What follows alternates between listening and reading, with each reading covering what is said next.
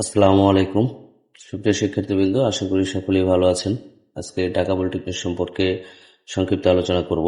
তো ঢাকা পলিটেকনিকে যারা ভর্তি হতে চাচ্ছেন, যারা 2026 সালে এসএসসি পরীক্ষা দিয়েছেন এবং 2025 সালে এসএসসি পরীক্ষা দিয়েছেন এবং তার আগেও যারা এসএসসি পরীক্ষা দিয়েছেন, তারা কিন্তু এখানে অ্যাডমিশন পরীক্ষা দিতে পারবেন। তো গত বছর কিন্তু আমরা দেখেছি যে অ্যাডমিশন টেস্ট হয়েছে, পরীক্ষা হয়েছে।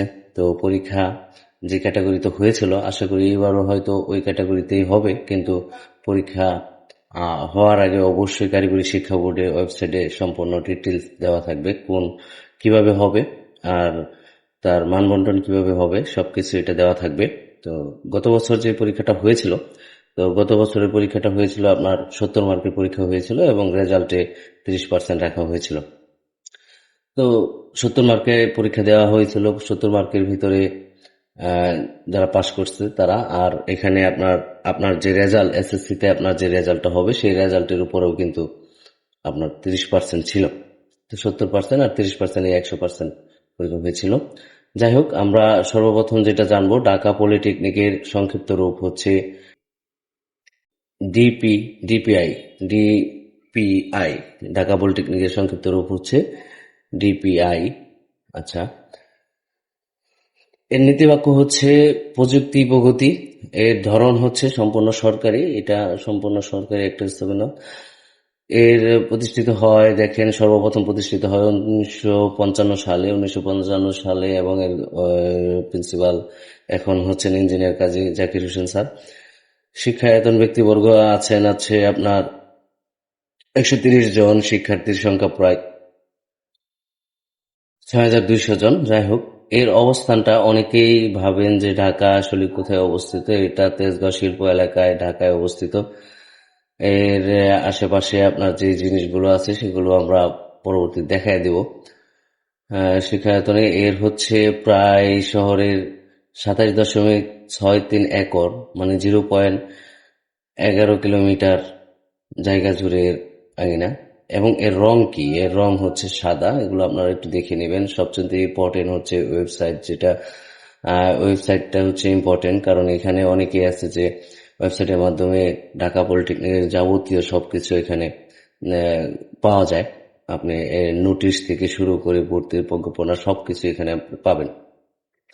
তো ঢাকা পলিটেকনিকের ইতিহাস কি বলে সেটা একটু দেখি, যে ইতিহাস কি বলতেছে। দেখেন, 1949 সালে ফেব্রুয়ারিতে council of technical education in Pakistan এর প্রতিবেদনের আলোকে ফুড ফাউন্ডেশনের অর্থায়নে 1955 সালে, এই যে 1955 সালে 5 জানুয়ারি ইস্ট বেঙ্গল পলিটেকনিক ইনস্টিটিউট নামে একটি প্রতিষ্ঠিত হয়। পরবর্তীতে 1955 সালে মে মাসের এর নাম পরিবর্তন করে, দেখেন এখানে কিন্তু ইম্পর্টেন্ট কথাটা বলে দিছে, 1955 সালে মে মাসে এর নাম পরিবর্তন করে ঢাকা পলিটেকনিক ইনস্টিটিউট ডিপিআই রাখা হয় এবং 1953 সালে নির্মাণ কাজ শুরু করা হয়। 1955 সালের শেষ হয় এবং 1956 সাল থেকেই কিন্তু প্রথম বেচ শুরু হয়েছিল।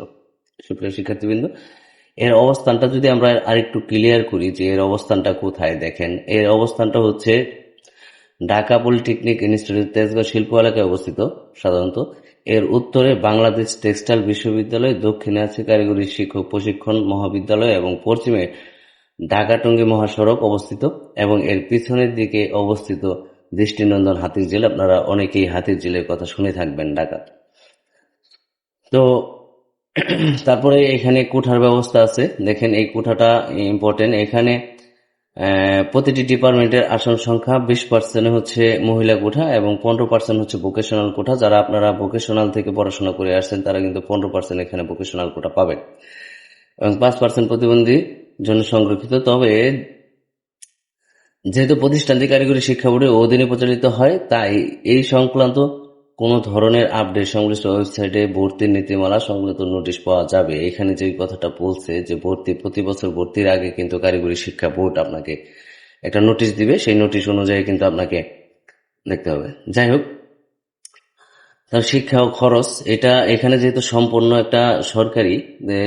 সরকারি, যেহেতু এটা খরচ খুবই কম। দেখুন, এখানে শিক্ষাবর্ষ 8টি সেমিস্টার নিয়ে গঠিত। আমরা জানি, যারা ডিপ্লোমা করবেন ইতিমধ্যে হয়তো আপনারা জানেন যে 8টি সেমিস্টার থাকে। হ্যাঁ, একাডেমিক কোর্স পরিচালিত হয় ক্রেডিট সিস্টেমের উপর ভিত্তি করে হয়। এটা কিন্তু অবশ্যই ক্রেডিট সিস্টেমে হয়। ডিপ্লোমা অনেকেই হয়তো এই জিনিসটা আমরা জানি না যে ক্রেডিটের উপর হয়ে থাকে। প্রতিষ্ঠানটি সরকারি হওয়ার কারণে অন্য যে কোনো প্রতিষ্ঠানের তুলনায় শিক্ষার্থীদের কোর্সের খরচ তুলনামূলক অনেক কম, অনেক কম। মানে এতটাই কম আপনি কল্পনা করতে পারবেন না। যাই হোক, ক্লাস ঢাকা পলিটেকনিকে 2টা শিফটে ক্লাস হয় আমরা জানি। এটা হচ্ছে একটা হচ্ছে প্রথম শিফট আর একটা হচ্ছে দ্বিতীয় শিফট। যেটা প্রথম শিফট সেটা আপনার শুরু হয় যে সকাল 8টা থেকে দুপুর 2টা পর্যন্ত, আর দ্বিতীয় শিফট যেটা সেটা শুরু হয় হচ্ছে আপনার 2টা থেকে সন্ধ্যা বা বিকাল 6টা পর্যন্ত। ডিপ্লোমা কোর্সসমূহ ও আসন সংখ্যা এখানে মোস্ট ইম্পর্টেন্ট। আপনারা অনেকেই দেখা যায় যে কম রেজাল্টের উপর ভিত্তি করে অনেকে করে থাকেন। দেখেন, বর্তমানে প্রতিষ্ঠানটি মোট 11টি বিষয়ে ডিপ্লোমা কোর্স চালু রয়েছে। ঢাকা পলিটেকনিকে মোট 11টি কোর্স চালু আছে, 11টি বিষয়ের উপর কোর্স চালু আছে। দেখেন, সেই কোর্সগুলো কিন্তু আমি এখানে লিখে দিয়েছি এবং তার আসন সংখ্যা কতগুলো আছে সেগুলো আমি লিখে দিয়েছি। আপনারা একটু দেখে নেবেন। যেমন অটোমোবাইল, হ্যাঁ, তারপর হচ্ছে আর্কিটেকচার টেকনোলজি, সিভিল টেকনোলজি, এগুলো একটু আপনারা দেখে নেবেন, ঠিক আছে। Chemical, civil technology, electronics technology, electrical technology, computer technology, এগুলো একটু আপনারা দেখে নেবেন। এখন যেটা আছে কোর্সের সময়সীমা ও ভর্তির কোর্সের সময়সীমা এখানে দেওয়া আছে। দেখেন, ডিপ্লোমা ইন ইঞ্জিনিয়ারিং কোর্স 4 বছরের হয়ে থাকে। এছাড়া বিভিন্ন টেক কোর্স রয়েছে যেগুলো কারিগরি শিক্ষা বোর্ড থেকে কন্ট্রোল করা হয়। এগুলোকে শর্ট কোর্সও বলা হয়ে থাকে।